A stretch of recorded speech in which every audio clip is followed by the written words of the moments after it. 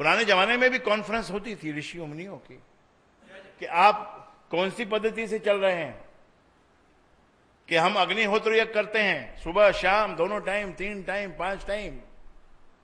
आप क्या करते हैं? हम नमाज पढ़ते हैं, 5 टाइम नमाज पढ़ते हैं। आप क्या करते हो? हम दान ही देते रहते हैं, हम सेवा ही करते रहते हैं। तो फिर आपका पथ से, आपके पथ पे चलने से कल्याण हुआ क्या?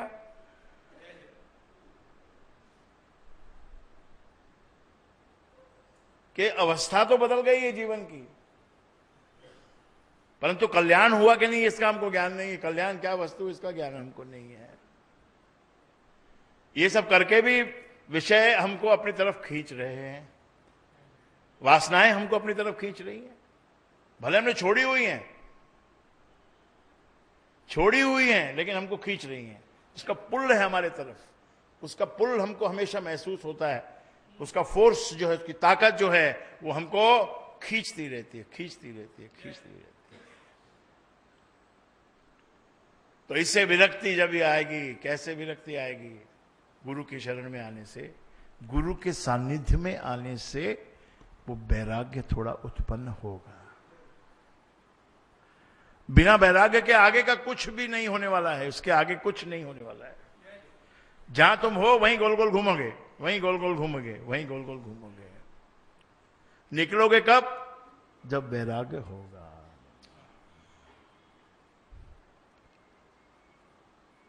मेरा फर्ज है मेरी पत्नी के प्रति, मेरे परिवार के प्रति, मेरे पति के प्रति। तो ये जो फर्ज की जो कहानी है, ये तो कभी समाप्त ही नहीं होगी।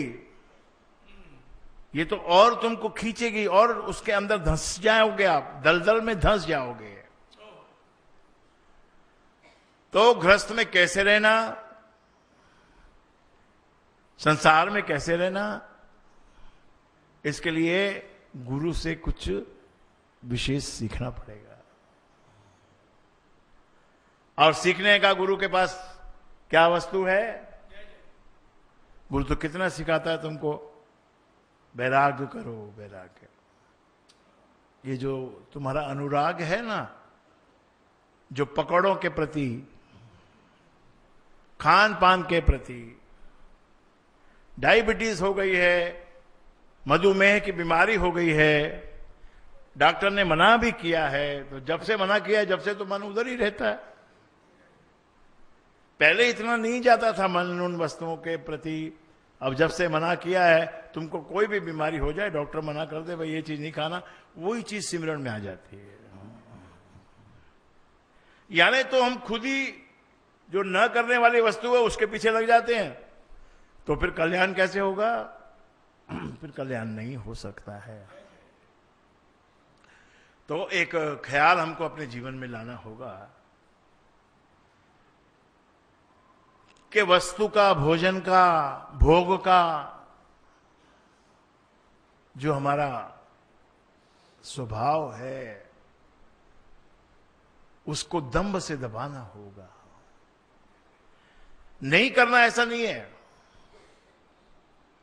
खाना भी खाना है, कभी कभी बहुत स्वाद बना के भी खाना है, फिस्ट का खाना भी खाना है, लेकिन एट द सेम टाइम सीधा साधा भोजन भी करना है। और सीधे साधे भोजन को भी करके आनंद उठाना है। अगर आपको प्रैक्टिस करनी है तो हफ्ते में एक दिन आप बनाओ ऐसा कि आज मैं अपनी इन इंद्रियों के जो घोड़े जो मेरे दौड़ रहे हैं, इनको आज विश्राम दूंगा। आज मैं सहज भाव से राम का नाम जपूंगा। हफ्ते में एक दिन, 2 हफ्ते में एक दिन, या महीने में एक दिन, चलो जो अभी जिनकी उम्र नहीं हुई, कुछ भी उम्र नहीं हुई है, वो महीने में एक दिन सोच लो ऐसा। जो 40 के करीब पहुंच गए वो 15 दिन में एक बार सोच लो। जो 50 के करीब पहुंच गए उनको तो हफ्ते में एक बार करना ही चाहिए। नहीं तो वो करवाएगा, तुम नहीं करोगे तो वो करवाएगा। क्या करना होगा?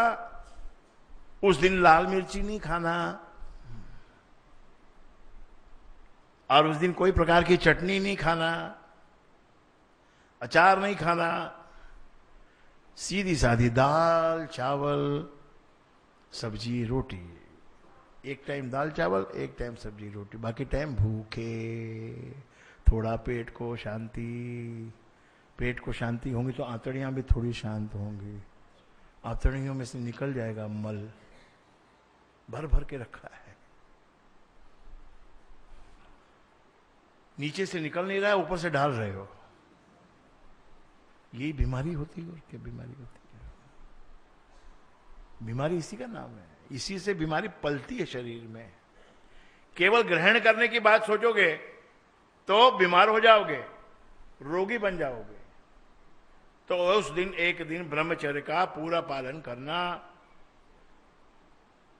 स्त्री की तरफ मत देखना उस दिन, स्त्री यानी तुम्हारी पत्नी ही, बाकी स्त्रियों को तो और भी दिन नहीं देखना है। उस दिन पत्नी से भी विमुख होकर, स्वाद से विमुख होकर, मिर्ची मसालों से विमुख होकर, और ये जो मनोरंजन के जो साधन हैं इनसे भी विमुख होकर, धीरे धीरे होगी ये बात, ऐसा एक दिन में नहीं होगी। पहले तो तुम फर्स्ट डे तो करोगे, अगले दिन उसको बोलोगे मारो गोली, ऐसा नहीं होता। धीरे धीरे धीरे धीरे अपनी हैबिट में वो चीज लानी पड़ती है। इससे आपका ही फायदा है। जिस कल्याण को आप चाहते हो कि हमारा कल्याण हो, तो कल्याण का ये पहला कदम है। वैसे तो पहले कदम पे गुरु मिल गया मतलब सफलता तो मिलेगी ही, पर कल्याण तो जब होगा जब गुरु की बात को जीवन में उतारोगे, मानोगे। तो क्या एक हमको करना है, बहुत सहज है, उसमें कुछ ज्यादा नहीं करना हमको। कोई अग्निहोत्र यज्ञ नहीं करना भाई, हमको कोई बड़ी बड़ी लकड़ियां इकट्ठी करके और उसमें यज्ञशाला में बैठ के कोई यज्ञ करने का कोई फायदा है नहीं कुछ भी। ये मैं नहीं कह रहा हूं, वो ऋषि, वो जो ऋषि जो जिन्होंने यज्ञ किया वो कह रहे हैं सूत जी भगवान को कि इतने आंखों में धुआं धुआं ही हो गया, ये लकड़ियां इकट्ठी कर करके, समिधा इकट्ठी कर करके, और ये यज्ञ में यज्ञ कर करके आंखें लाल हो गई हमारी, पर है हम वहीं के वहीं। तब क्या करें? आप ही कुछ बताइए। शास्त्र हमने सब पढ़ लिए, कथाएं हमने सब सुन ली। ऐसा नहीं कि हमने कथाएं नहीं सुनी, हमने शास्त्र नहीं सुने, वो सब हम सुन चुके हैं, कर चुके, तरह तरह के यज्ञ कर चुके। लेकिन हमको ऐसा लगता है कि हम जहां थे वहीं पर, बिल्कुल वहीं पर है। तो आप कुछ हमको सार बताइए। तब सूत जी ने एक बात कही कि जो कथा मैंने सुनी है, सूत जी ने जो कथा सुनी, उसमें जो मैंने सीखा है वो मैं आपको बताता हूं कि प्रभु का सिमरण जो है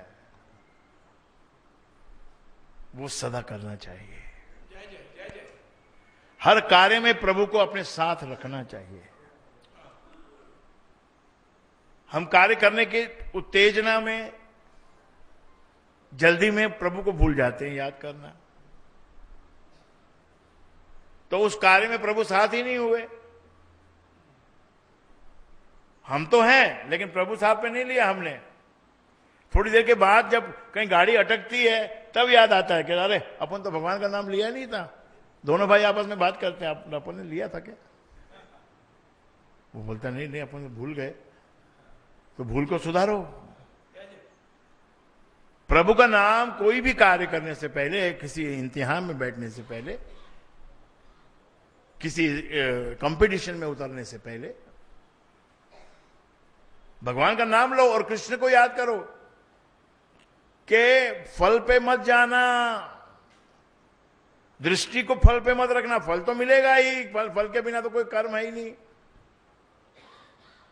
केवल एक ही कर्म ऐसा है जो जिसका फल नहीं है, उसका भी फल तो है मगर एक प्रकार से नहीं है। वो क्या है? परमात्मा का नाम का स्मरण।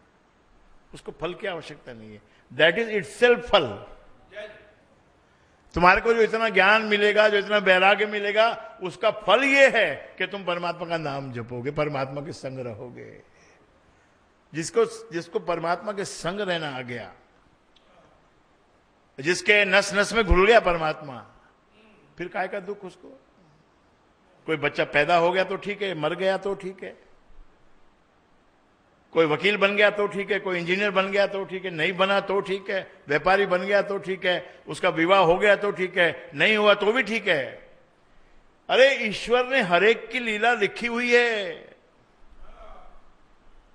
मुझे तो अभी और भी नया एक अनुभव मिला है कि हर व्यक्ति को परम पद देता है